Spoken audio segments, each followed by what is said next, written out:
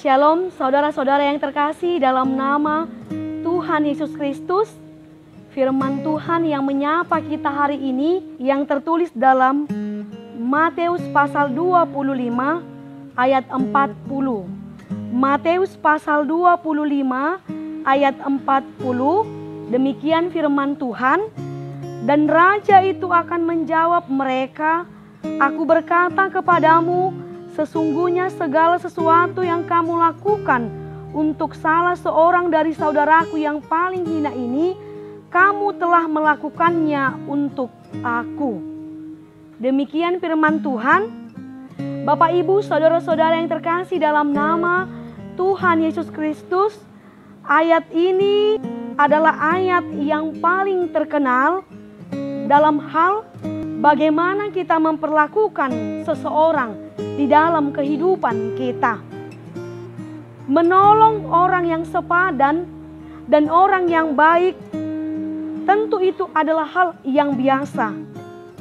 Sebab kita pahami bahwa mereka juga akan membalas untuk menolong kita.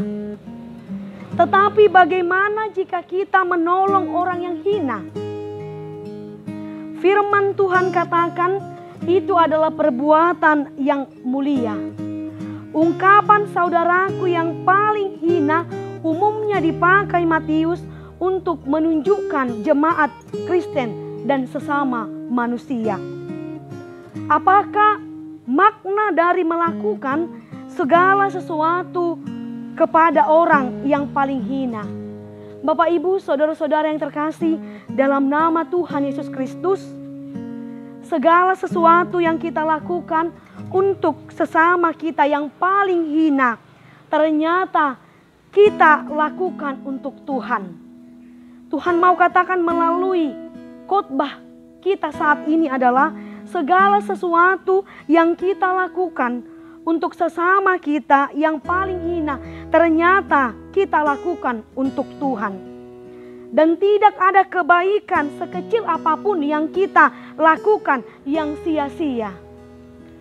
Tidak ada perbuatan baik sekecil apapun yang kita lakukan di dunia ini yang sia-sia di mata Tuhan. Memberi makan contohnya, memberi minum, mendoakan, menguatkan, melakukan kunjungan kepada sesama, memotivasi sesama kita manusia adalah salah satu bentuk perbuatan kita menolong orang lain. Bapak, Ibu, saudara-saudara yang terkasih dalam nama Tuhan Yesus Kristus, segala kebaikan yang kita lakukan tertuju hanya kepada Tuhan. Segala kebaikan yang kita lakukan di dunia ini tertuju hanya pada Tuhan. Dan yang menjadi aplikasi dalam ayat ini, yang pertama, lakukanlah kebaikan. Sebab ayat ini merupakan pernyataan Yesus akan tugas dan tanggung jawab orang percaya. Tugas dan tanggung jawab orang percaya terhadap sesama manusia.